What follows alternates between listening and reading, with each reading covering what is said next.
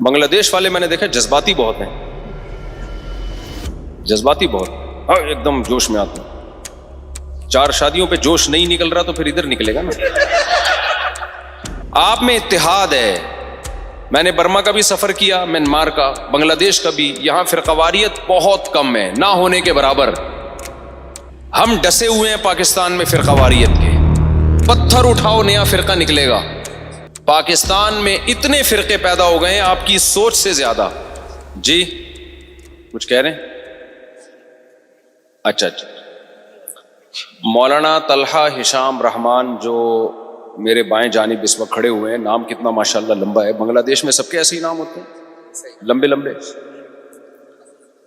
مولانا طلحہ ہشام رحمان صاحب کی دعوت پہ آج میں یہاں آیا ہوں، اس کتاب کی رونمائی کے لیے، جو بنیادی مقصد ہے، جو یہاں کے مشہور خطیب، واعظ، مصنف مولانا خالد سیف اللہ ایوبی صاحب کی تصنیف ہے، بنگلہ دیشی زبان میں ہے، تو میں تو یہ زبان نہیں پڑھ سکتا، لیکن اس کا جو موضوع بتایا گیا کہ بنگلہ دیش میں جو مشائخ گزرے ہیں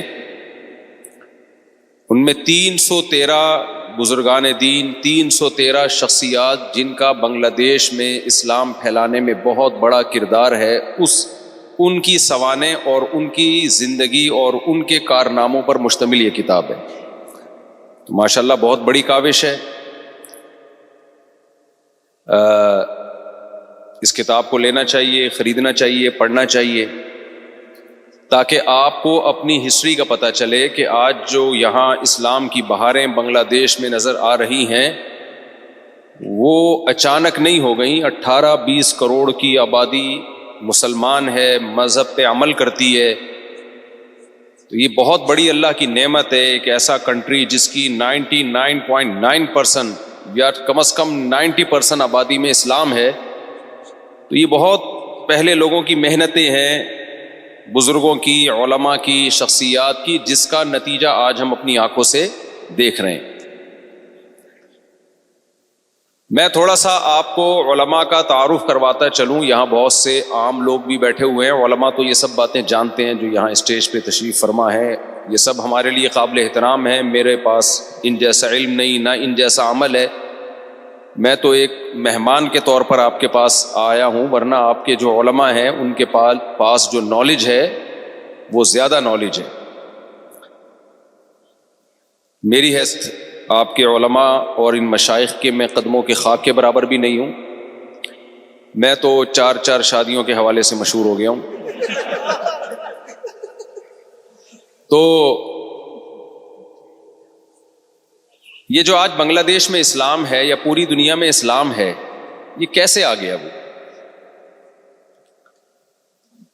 بہت محنتیں ہیں اس کے پیچھے، بہت محنتیں۔ دیکھو جہاں اسلام ہوگا نا تو اٹریکشن اسلام کی طرف ہی ہوگی۔ اللہ نے اسلام کو اتنا خوبصورت مذہب بنایا ہے، اتنی اٹریکشن ہے اسلام کا۔ نظام طہارت دیکھ لیں آپ، صفائی ستھرائی کا نظام، اسلام کا نظام عبادت دیکھ لیں آپ، کیا خوبصورت عبادت ہے، نماز، رمضان، اسلام کے جو ریلیشن کے احکام ہیں، فیملی سسٹم ہے، پڑوسیوں کے حقوق ہیں، انسانوں کے حقوق ہیں، کوئی اس کا آلٹرنیٹ دنیا کے پاس نہیں ہے۔ اچھا اردو آپ سب سمجھتے ہیں؟ Very good, very good, very good, تو سمجھتے ہیں نا جی؟ کیا سب سمجھتے ہیں؟ تو یہاں دینی مدارس بہت ہیں ماشاءاللہ۔ میں یہ عرض کر رہا تھا کہ اسلام میں اتنی اٹریکشن ہے کہ جہاں اسلام ہو اور امن ہو، لڑائی نہ ہو، جھگڑا نہ ہو، تو دنیا اسلام ہی کی طرف مائل ہوتی ہے، دنیا میں فساد نہ ہو۔ جتنا اسلام صلح حدیبیہ کے بعد پھیلا ہے اس سے پہلے نہیں پھیلا اتنا۔ تو یہ جو آپ کو آج اسلام کی بہاریں نظر آ رہی ہیں یہ ایسے ہی نہیں ہے، یہاں علماء کا، مشائخ کا بہت بڑا کردار ہے۔ لیکن ہوتا پتہ ہے کیا ہے؟ جو محنت کرنے والے لوگ ہوتے ہیں وہ محنت کر کے دنیا سے چلے جاتے ہیں، پھر کچھ فسادی لوگ آتے ہیں جو امت میں توڑ پیدا کرنے کی کوشش کرتے ہیں، نیگیٹیوٹی کو پھیلاتے ہیں کہ ان مولویوں نے کیا کیا، ان علماء نے کیا کیا، ان علماء کو تو فتووں سے فرصت نہیں ہے، ان علماء کو تو حلال و حرام سے فرصت نہیں ہے۔ دیکھو، جب بھی کوئی پازیٹیو وے میں کام کرے گا، اس کا طریقہ دوسروں کے عیب تلاش کرنا نہیں ہوگا، اس کا طریقہ ہوگا آپ اپنے حصے کا کام کرو۔ میں اکثر ایک چٹکلا اور لطیفہ سناتا ہوں۔ چند مزدور رات کو سوئے، ایک اٹھا تہجد پڑھنے کے لیے، تہجد میں اللہ سے دعا مانگ رہا ہے، اے اللہ یہ سب سو رہے ہیں، میں اکیلا تیرے سامنے کھڑا ہوں عبادت کے لیے، اے اللہ ان سب کو نیند آ رہی ہے، مجھے بھی نیند آ رہی ہے، میں نے اپنی نیند کو قربان کیا لیکن یہ سب پڑے ہوئے سو رہے ہیں، سردی مجھے بھی لگ رہی ہے، ان کو بھی لگ رہی ہے، لیکن یہ کمبل میں ہیں اور میں کمبل سے باہر تجھ سے دعائیں مانگ رہا ہوں۔ تو ایک مزدور نے کمبل سے سر نکال کے کہا، کمبخت، تو اپنی دعائیں مانگ، اللہ کے سامنے ہماری غیبتیں کیوں کر رہا ہے؟ سمجھ رہے ہیں بھائی؟ تو اٹھ کے تہجد پڑھ، دعا مانگ اللہ سے، اللہ کو یہ کیوں بتا رہے کہ میں مانگ رہا ہوں یہ نہیں مانگ رہے، میں کر رہا ہوں یہ نہیں کر رہے؟ آپ میں اتحاد ہے۔ میں نے برما کا بھی سفر کیا، میانمار کا، بنگلہ دیش کا بھی، یہاں فرقواریت بہت کم ہے، نہ ہونے کے برابر۔ ہم ڈسے ہوئے ہیں پاکستان میں فرقواریت کے، پتھر اٹھاؤ نیا فرقہ نکلے گا۔ پاکستان میں اتنے فرقے پیدا ہو گئے ہیں آپ کی سوچ سے زیادہ، اس گلی کا الگ فرقہ، اس گلی کا الگ، مسجدوں کے نام الگ، اتنے لمبے لمبے مسجدوں میں نام، حنفی، دیوبندی، حنفی، اہل سنت، سنی، حنفی، بریلوی، سنی، حنفی، دیوبندی، سنی، اہل حدیث، یہ تین تو پھر اہل حدیثوں کے الگ الگ ہیں، جمعیت غربہ اہل حدیث، جمعیت فلاں اہل حدیث۔ تو آپ لوگ بھی اس عذاب میں آ سکتے ہو۔ ابھی تک یہاں مسجدیں میں نے دیکھی ہیں، مسجد بس ایسا ہی ہے نا، ہوں گے فرقے لیکن کم نظر آ رہے ہیں۔ تو یہ فرقہ واریت شروع کہاں سے ہوتی ہے؟ علماء کا دامن چھوڑنے سے۔ جب آپ علماء کو چھوڑو گے نا اور ان لوگوں کو سننا شروع کرو گے جو دین کے علم کے اہل نہیں ہیں، وہ آپ کو قرآن و سنت کے نام پہ گمراہ کریں گے۔ صحیح بخاری کی حدیث، 2 حدیثیں اس وقت یاد رکھنی ہے آپ نے، 2 حدیثیں۔ پہلے تو میں ایک اشکال کا جواب دے دوں۔ لوگ اکثر ایک اشکال کرتے ہیں کہ مولانا لوگ، علماء لوگ 2 نمبر بھی تو ہوتے ہیں، فلاں مولانا کرپشن میں پکڑا گیا، فلاں مولانا بدعتیں کرتا ہے، فلاں مولانا قبروں پہ جا کے قبر پرستی کرتا ہے، فلاں مولانا پیر پرستی میں مریدوں کو سجدہ کرواتا ہے، فلاں مولانا کہتا ہے کہ اللہ کے رسول سے مدد مانگو، اللہ سے مدد بھی مانگ سکتے ہو، اللہ کے رسول سے بھی مدد مانگ سکتے ہو، فلاں بابے سے بھی مانگ سکتے ہو۔ تو یہ مولانا لوگ تو لوگوں کو شرک کی ترغیب دے رہے ہیں، بدعت کی طرف لے کے آ رہے ہیں۔ مجھے بتاؤ کسی طبقے میں 100% لوگ صحیح ہو سکتے ہیں؟ بولو، کیا ڈاکٹروں میں غلط ٹیکے لگانے والے نہیں ہیں؟ لگانا کہ رائٹ کولے پہ تھا، لگا دیا لیفٹ کولے پہ۔ کولا سمجھتے ہیں؟ اگر سمجھتے ہوتے تو یہ رسپانس نہ دیتے آپ۔ تشریف سمجھتے ہیں؟ رائٹ تشریف پہ لگانا تھا، لگا کس پہ دیا؟ لیفٹ پہ، جس پہ پہلے سے ہی 2 ٹیکے لگے ہوئے تھے، تو غلط ٹیکا لگا دیا۔ ڈاکٹروں میں 2 نمبر نہیں ہوتے۔ آپ مجھے ایک بات بتاؤ، ڈاکٹر ہمارے ہاں پاکستان میں تو ہم نے دیکھا ہے، ڈاکٹر جب کوئی میڈیسن لکھ کے دیتا ہے تو وہ میڈیسن اس میڈیکل اسٹور سے ملتی ہے جو ڈاکٹر کا سگا ماموں ہوتا ہے۔ اس کے علاوہ پوری کائنات میں وہ میڈیسن کہیں بھی نہیں ملتی، اور وہ ڈاکٹر کی کلینک کے ساتھ ہی میڈیکل اسٹور ہوتا ہے۔ تو یہ 2 نمبری ہے یا نہیں ہے؟ بنگلہ دیش میں بھی ہوگی یہ 2 نمبری۔ اس سے پتہ چلتا ہے بھائی ڈاکٹروں میں بھی 2 نمبر ہوتے ہیں، کیا سیاست دانوں میں 2 نمبر نہیں ہوتے؟ ہر فیلڈ میں 2 نمبر لوگ ہوتے ہیں، لیکن اس کا یہ مطلب نہیں ہوتا کہ 2 نمبر ڈاکٹروں کی وجہ سے آپ علاج پلمبروں سے اور قصائیوں سے کرانا شروع کر دو۔ آپ کے کڈنی میں گردے میں تکلیف تھی, آپ نے کہا یہ ڈاکٹر 2 نمبر ہے, قصائی کو یہاں قصائی کہتے ہیں نا جو گوشت کاٹتا ہے, تو اب میں اپنا آپریشن کڈنی کے اسپیشلسٹ اور سرجن سے نہیں کرواؤں گا, میں قصائی سے آپریشن کرواؤں گا اپنا, کیونکہ ڈاکٹر 2 نمبر ہوتے ہیں. کوئی عقل کی بات ہوگی؟ تو اسی طرح اگر مولانا لوگوں میں بھائی کوئی 2 نمبر لوگ پیدا ہو گئے تو یہ تھوڑی ہے کہ دین کے مسائل آپ ان لوگوں سے پوچھو جو علماء نہیں ہیں, ایسا تھوڑی ہے. مسائل آپ کو علماء ہی سے پوچھنے پڑیں گے. اگر 2 نمبر علماء ہیں تو 1 نمبر علماء کو تلاش کرنا پڑے گا. اور نبی صلی اللہ علیہ وسلم نے ارشاد فرمایا لا یجتمع امتی علی ضلالہ, میری امت گمراہی پہ کبھی جمع نہیں ہوگی. صحیح حدیث ہے, یعنی اس امت کے سارے علماء کبھی بھی گمراہ نہیں ہو سکتے. تو گمراہی کب پھیلتی ہے؟ جب علماء کا دامن چھوڑا جائے.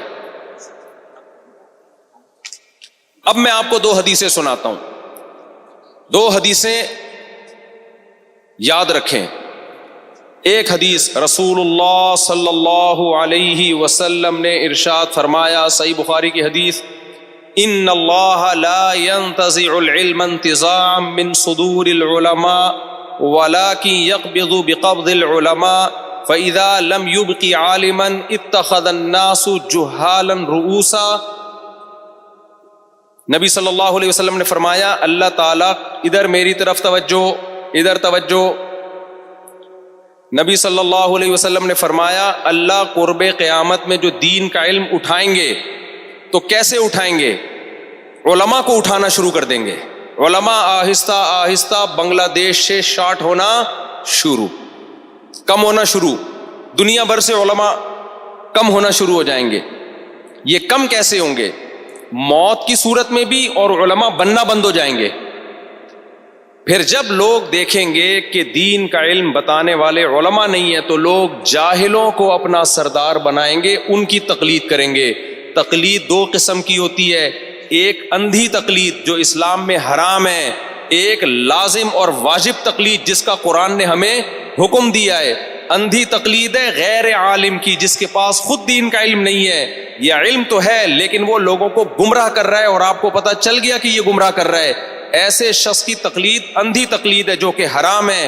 اور ایک تقلید وہ ہے کہ ایک مجتہد کی, جس پر مجتہد ہونے پر, جس کے قرآن و سنت کے عالم ہونے پر پوری امت نے اتفاق کیا ہو. اس تقلید کا قرآن نے ہمیں حکم دیا ہے, فاسألوا اہل الذکر ان کنتم لا تعلمون, تمہارے پاس علم نہیں ہے, علم والوں سے پوچھو. تو پوچھا کیوں جائے گا؟ عمل کرنے کے لیے نا. تو یہاں پوچھ کے عمل کرنے کا اللہ نے عوام کو حکم دیا ہے. یہ تقلید, چاہے اس کو اتباع کہیں یا تقلید کہیں, یہ کیا ہے اسلام میں؟ لازم ہے, واجب ہے, لیکن یہ علماء کی جائے گی جو علم میں رسوخ اور جن کا علم کامل ہو.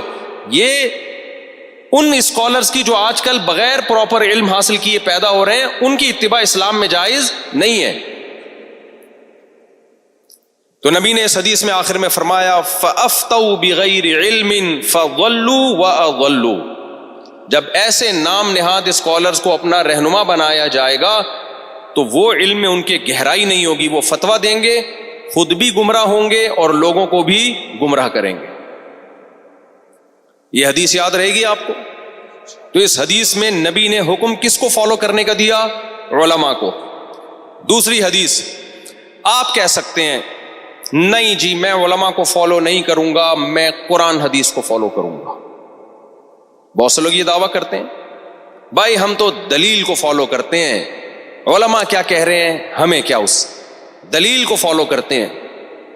یقیناً دلیل کو فالو کرنا ہے, حدیث کو فالو کرنا ہے, قرآن و حدیث کو فالو کرنا ہے, لیکن قرآن و حدیث کی تشریح میں جب اختلاف ہوگا تو نبی صلی اللہ علیہ وسلم کی صحیح حدیث, آپ صلی اللہ علیہ وسلم نے فرمایا بلغوا عنی ولو آیا رب حامل فقہ غیر فقیہ. آپ نے فرمایا جو حدیث مجھ سے سنو آگے پہنچاؤ, اس لیے کہ کچھ لوگ حدیث جانتے ہیں اس کا مطلب سمجھتے نہیں ہیں. تو نبی نے امت کو 2 حصوں میں ڈیوائیڈ کیا, ایک فقیہ اور ایک غیر فقیہ. فقیہ اسے کہتے ہیں جو حدیث جانتا بھی ہے اس کا مطلب سمجھتا بھی ہے، اور غیر فقیہ اسے کہتے ہیں جو حدیث جانتا تو ہے اس کا مطلب سمجھتا نہیں ہے۔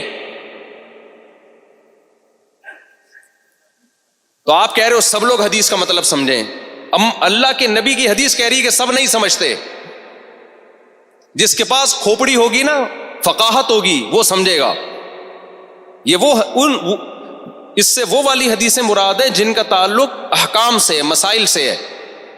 ہمارے نبی تو کہہ رہے ہیں کہ سب کی عقل ایک جیسی نہیں ہے، امت دو حصوں میں، ایک فقیہ اور غیر فقیہ۔ فقیہ کی جمع آتی ہے، پلورل ہے، فقہاء۔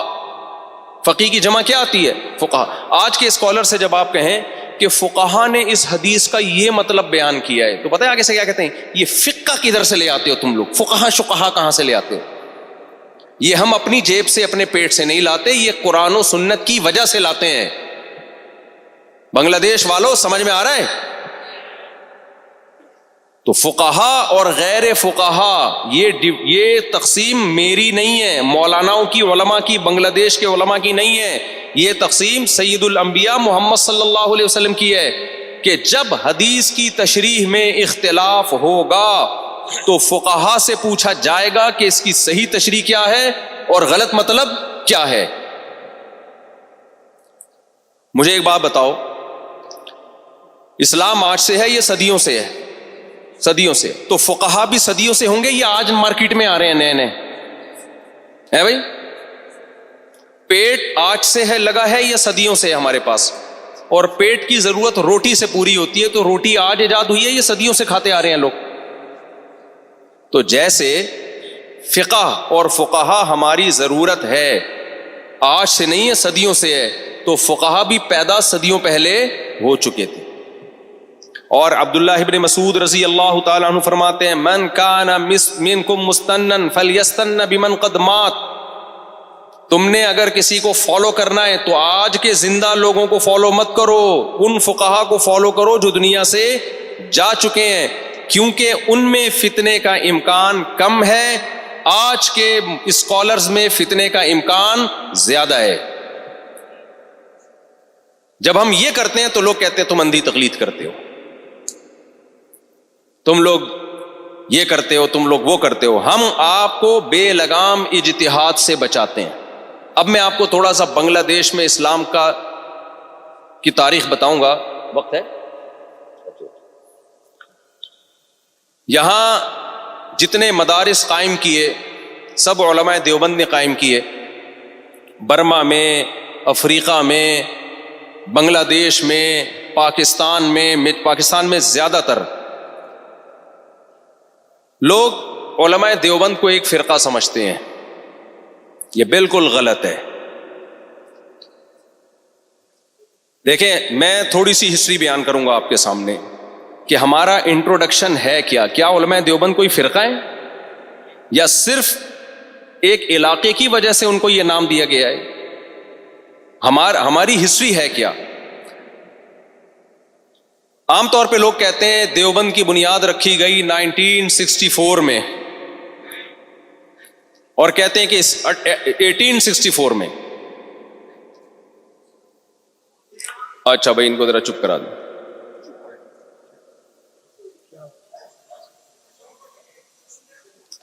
وہ کیمرے شاید آپس میں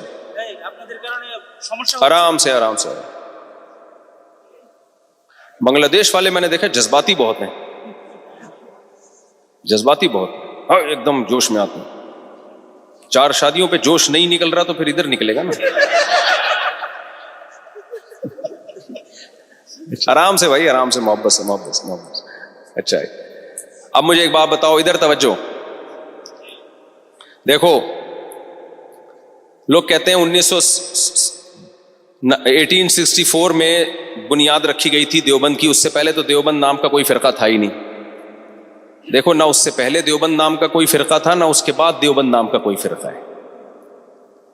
1864 میں جو مدرسے کی بنیاد رکھی گئی اس کی حقیقت یہ تھی کہ انگریز نے مدارس کو ختم کر دیا تھا، تعلیمی ادارے بند کر دیے تھے، اور پہلے اس وقت مسلمانوں کے دینی اور دنیاوی تعلیم ساتھ ساتھ چلا کرتی تھی، ایک ہی چھت کے نیچے ہوتی تھی۔ تو ساری جب سیٹ اپ انگریز نے برباد کر دیا اور مولانا قاسم نانوتوی رحمۃ اللہ علیہ انگریز کے خلاف جہاد بھی کیا انہوں نے, ہمارے اکابر نے کیا, اس جہاد میں بھی شکست ہوئی, تو اس کے بعد some thing is better than nothing, کہ امت کو بالکل انگریزوں کے حوالے کر دیا جائے, کلچر کو ختم کر دیا جائے, اس سے بہتر ہے کہ اپنے تعلیمی سلسلے کو دوبارہ سے شروع کیا جائے. تو انار کے درخت کے نیچے ایک مدرسے کی بنیاد رکھی. وہ مدرسہ چونکہ دیوبند میں تھا اس لیے اس سے فارغ ہونے والے علماء کو علماء دیوبند کہا جانے لگا, لیکن کوئی نیا فرقہ نہیں تھا, کیونکہ جو نصاب پڑھایا جا رہا تھا, اس میں سلیبس پڑھایا جا رہا تھا, اس میں عربی گرامر تھی. بتاؤ عربی گرامر کسی فرقے کی کتاب ہوتی ہے؟ توجہ ادھر. اس میں عربی ادب پڑھایا جا رہا تھا جو عرب لوگوں کی لکھی ہوئی کتابیں تھیں صدیوں پہلے, مقامات حریریہ, متنبی اور نفت العرب, یہ ساری نفت العرب تو مولانا اعزاز علی رحمۃ اللہ نے لکھی, لیکن عربی ادب کی کتابیں. تو عربی ادب کا کوئی فرقہ ہوتا ہے؟ بولو, کوئی نئی چیز پڑھائی جا رہی تھی. اس میں حدیث میں بخاری, مسلم اور صحاح ستہ کی کتابیں پڑھائی جا رہی تھیں. یہ کوئی نئے فرقے کی کتاب ہے؟ یہ مسلمانوں کی کتاب ہے. اس میں فقہ کی کتابوں میں 4 فقہ تھے ہمارے پاس مرتب پڑھانے کے لیے. ایک امام ابو حنیفہ کا فقہ, ایک امام شافعی کا فقہ, ایک امام مالک کا فقہ, ایک امام احمد ابن حنبل کا فقہ. 5واں مارکیٹ میں تھا ہی نہیں کوئی مرتب, اور اب تک نہیں ہے مرتب فقہ جو قرآن و سنت سے مسائل اخذ کر کے مرتب صورت میں لکھے گئے ہوں. وہ تھا ہی نہیں مارکیٹ میں, تو پڑھاتے کیسے اس کو؟ تو چونکہ بر صغیر میں جب سے اسلام آیا, وہ امام ابو حنیفہ کے شاگرد اور ان کے فالوورز جو تھے وہ والا فقہ آیا ہے, تو علماء نے سیلیکٹ کیا فقہ حنفی کو, کیونکہ بنگلہ دیش جب سے اسلام میں آیا ہے ٹوٹلی A to Z فقہ حنفی قبول کیا انہوں نے. بر صغیر میں جب اسلام آیا A to Z سب کے سب فقہ حنفی پہ چلتے تھے. فقہ حنفی کیا ہے؟ فقہ حنفی ہے نبی صلی اللہ علیہ وسلم کے شاگردوں میں ایک جلیل قدر شاگرد تھے عبداللہ ابن مسعود رضی اللہ تعالیٰ عنہ. حضرت علی رضی اللہ تعالی عنہ جب کوفہ ہجرت کر کے گئے ہیں, تو 1400 صحابہ صاحب علم حضرت علی کے ساتھ کوفہ گئے, تو کوفہ علم کا ایک مرکز بنا. حضرت علی کے شاگرد اور عبداللہ بن مسعود رضی اللہ تعالی عنہ کے شاگردوں میں جلیل قدر شاگرد تھے حضرت علقمہ. حضرت علقمہ رضی اللہ تعالی عنہ اشبہ الناس بعبداللہ ابن مسعود, ان کو کہا جاتا ہے عبداللہ ابن مسعود کے سب سے زیادہ مشابہ, سب سے زیادہ علم حضرت علقمہ نے عبداللہ ابن مسعود سے سیکھا. اور عبداللہ بن مسعود نے کس سے علم سیکھا؟ کوئی نیا فرقہ رکھا یا نبی کا علم تھا جو حضرت علقمہ تک ٹرانسفر کیا ہے؟ نبی کا جو علم تھا جو مشاہدے پر مبنی تھا. صحابہ کہتے ہیں ہم عبداللہ ابن مسعود کو نبی کے ساتھ اتنا زیادہ دیکھتے ایسا لگتا کہ عبداللہ ابن مسعود نبی کے خاندان کے ایک فرد ہیں. تو عبداللہ ابن مسعود نے جو علم ٹرانسفر کیا حضرت علقمہ کو, وہ کوئی نیا فرقہ, وہ دیوبندی فقہ تھا یا پیغمبر کا علم تھا؟ پیغمبر کا. پھر علقمہ رضی اللہ تعالی عنہ جنہوں نے سیدہ عائشہ کی زیارت کی اور بہت سارے صحابہ کی زیارت کی, ان کے مشہور ترین شاگرد ہیں حضرت ابراہیم نخعی رحمہ اللہ تعالی, جن کا نام امام بخاری بڑے احترام سے لیتے ہیں. کوفہ کے بہت بڑے فقیہ, قرآن میں بھی, حدیث میں بھی, اور فتوے میں بھی, تفسیر میں بھی اور فقہ میں بھی. ابراہیم نخعی رحمۃ اللہ علیہ بھی تابعین میں سے تھے. پھر ابراہیم نخعی رحمۃ اللہ علیہ کے درجنوں شاگردوں میں سب سے بڑے شاگرد ہیں ان کے حماد الکوفی. مجھے ایک بات بتاؤ, عبداللہ ابن مسعود نے جو علم علقمہ تک ٹرانسفر کیا وہ دیوبندیت تھی یا اسلام تھا؟ اسلام تھا. پھر آگے حضرت علقمہ نے ابراہیم نخعی تک جو علم ٹرانسفر کیا وہ دیوبندیت تھی یا اسلام تھا؟ اسلام تھا. پھر ابراہیم نخعی کے نائب تھے حماد الکوفی. ابراہیم نخعی نے حماد کی طرف جو علم ٹرانسفر کیا وہ دیوبندیت یا کوئی نیا فرقہ تھا یا اسلام تھا؟ اسلام تھا. پھر حماد الکوفی کے درجنوں شاگردوں میں سب سے قریب ترین شاگرد امام ابو حنیفہ رحمہ اللہ تعالی. تو حماد الکوفی نے امام ابو حنیفہ تک جو علم ٹرانسفر کیا وہ دیوبندیت تھی, کوئی 73واں 74واں فرقہ تھا یا وہ اسلام تھا؟ اسلام تھا. پھر امام ابو حنیفہ کے 2 مشہور شاگرد امام ابو یوسف اور امام محمد, انہوں نے امام ابو حنیفہ سے علم حاصل کیا. تو امام حنیفہ نے ان کو جو علم ٹرانسفر کیا وہ دیوبندیت تھی یا وہ کوئی 73واں 74واں 75واں فرقہ تھا یا وہ اسلام تھا؟ پھر امام محمد نے امام ابو حنیفہ کے شاگرد نے امام محمد نے 6 کتابیں لکھ کر اس علم کو مرتب کیا ہے. کوئی نیا فرقے کی بنیاد یا فقہ کی بنیاد نہیں رکھی. وہی علم جو نبی سے ٹرانسفر ہوتا آ رہا تھا اب تک ریٹن فارم میں نہیں تھا, امام محمد نے 6 کتابیں لکھ کے اس کو ریٹن فارم میں مرتب کیا. یہاں سے فقہ حنفی کی بنیاد رکھی گئی ہے. تو پتہ چلا فقہ حنفی کی بنیاد پیغمبر نے رکھی ہے, لیکن مرتب اور مدون کیا امام ابو حنیفہ کے شاگردوں نے, اس لیے اس کا نام کیا دیا گیا اس کو؟ حنفی فقہ. جیسے وہی قرآن جو نبی کے دور میں تھا اس کو مرتب کیا حضرت عثمان نے, تو اس کو مصحف عثمانی کہا جانے لگا. وہ کوئی الگ سے کوئی قرآن نہیں تھا. میں سمجھا پا رہا ہوں بھائی؟ پھر وہی 6 کتابوں سے فقہ مرتب ہوتا ہوتا ہوتا ہدایہ, قدوری, کنز الدقائق, یہ سب انہی شرح الوقایہ, یہ وہی ہے بھائی. تو جو 1864 میں جب مدرسے کی بنیاد رکھی گئی, یہی کتابیں صدیوں سے چلی آ رہی تھی ہندوستان میں, بر صغیر میں, بنگلہ دیش میں, جہاں جہاں اسلام گیا, یہی جہاں جہاں امام حنیفہ کے شاگرد گئے ہیں, اور زیادہ تر امام حنیفہ کے شاگرد گئے ہیں. 50% سے زیادہ اس امت نے امام حنیفہ کو فالو کیا, 30% نے امام شافعی کو, وہ بھی ہمارے لیے قابل احترام, 17% نے امام مالک کو, اور باقیوں نے امام احمد بن حنبل کو رحمہم اللہ تعالی. تو جب یہی آج بھی یہی مدارس میں پڑھایا جا رہا ہے. عقیدے میں ہم امام طحاوی جلیل القدر محدث, ان کی کتاب ہے العقیدۃ الطحاویہ, پوری دنیا میں پڑھائی جاتی ہے.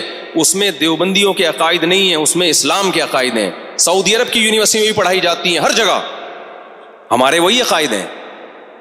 اور نصاب میں نے آپ کو بتا دیا, تفسیر, حدیث, فقہ, اس میں کون سی نئی چیز تھی بھائی؟ وہی چیز ہے, ہم نے بھی وہی پڑھی ہے. تو فرقہ کہاں سے ہو گیا؟ یہ سوال پیدا ہوتا ہے. پھر یہ دیوبندیت کی دم لگانے کی کیا ضرورت ہے؟ علماء دیوبند, یہ دم ہم نے نہیں لگائی, یہ دم کسی اور نے پہلے اپنے لگائی ہے. تو اس سے فرق کرنے کے لیے پھر لوگوں نے مختلف ناموں سے موسوم کرنا شروع کر دیا. واپس ختم. اچھا 2 منٹ میں بات سمیٹتا ہوں. تو اب ہوا یہ کہ جب ہمارے اکابر نے مدارس کی بنیاد رکھی ہے, کوئی فرقے نہیں تھے, تو نئے نئے فرقے بننے شروع ہوئے ہیں. انگریز کے آنے کے بعد ان فرقوں سے فرق کرنے کے لیے ایک نام یہ تھا, ہم اپنے آپ کو مسلم کہتے. اس کا نتیجہ کیا نکلتا کہ گویا ہم دوسرے کو غیر مسلم کہہ رہے ہیں. تو ہم اتنے کمظرف نہیں تھے کہ کسی کو غیر مسلم کہیں. تو فرق کرنے کے لیے لوگوں نے پھر یہ نام دیے ہیں کہ یہ علماء دیوبند ہیں, ان کے یہ عقائد ہیں, اور یہ علماء دیوبند کے علاوہ ہیں, ان کے یہ عقائد ہیں. تو اس لیے کوئی فرقہ نہیں ہے. اور آپ یہاں علماء سے تعلق قائم کریں, عقیدہ توحید والا رکھیں. کوئی عالم بدعت کی طرف اگر بلاتا ہے تو ہمیں اس کو کسی صورت میں فالو نہیں کرنا. اللہ سے ہے کہ اللہ تعالیٰ بنگلہ دیش کو اسی طرح چمکتا دمکتا رکھے, اسلام کی بہاروں کو اسی طرح اللہ تعالیٰ زندہ رکھے, اور سب کو 4 شادیوں کی اللہ توفیق عطا فرمائے. چلیں دعا کر لیں. الحمدللہ رب العالمین. جی الحمدللہ رب العالمین والعاقبۃ للمتقین والصلاۃ والسلام علی رسول الکریم وعلی آلہ وصحبہ اجمعین. اے اللہ اس حاضری کو قبول فرما, جس کی بھی جائز مراد ہے اللہ اس کی مراد کو پورا فرما. خالد سیف اللہ ایوبی صاحب جن کی یہ کاوش ہے کتاب لکھنے کی, ان کی اس کاوش کو قبول فرما, اس کتاب کو ان کے لیے صدقہ جاریہ بنا. آپس میں مسلمانوں میں اتفاق اور اتحاد نصیب فرما. جہاں مسلمان مظلوم ہیں اللہ ان کی مدد فرما. ربنا آتنا فی الدنیا حسنۃ وفی الآخرۃ حسنۃ وقنا عذاب النار. صلی اللہ تعالی علی خیر خلقہ محمد وعلی آلہ وصحبہ.